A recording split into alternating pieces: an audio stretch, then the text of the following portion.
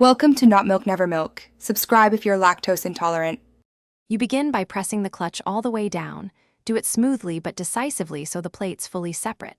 At the same time, if the engine is low, give a small throttle blip to raise RPM so the next gear will mesh cleanly.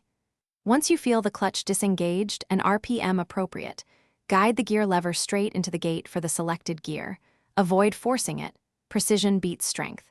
Keep hands relaxed and eyes on tachometer and road. You now synchronize clutch release with throttle input. As you ease the clutch out, smoothly add throttle so engine speed rises to match transmission speed. This prevents grinding and makes the shift feel seamless. Maintain a steady hand on the shifter, small corrections, not big movements. Once the gear engages, fully release the clutch and stabilize throttle. If you hear or feel resistance, take your foot back to the clutch, give a little throttle to rematch RPM, and try the shift again deliberately. You finish by confirming the car is pulling smoothly in the new gear, and the RPM settles appropriately.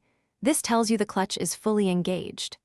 If the car lurches forward or stalls, apply a quicker clutch release next time while modulating throttle less aggressively. Practice smoothness.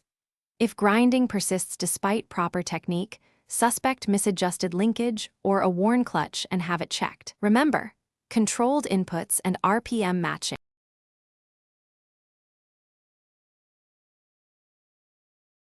Thanks for watching. If this was helpful, leave a like and consider subscribing. See you next time.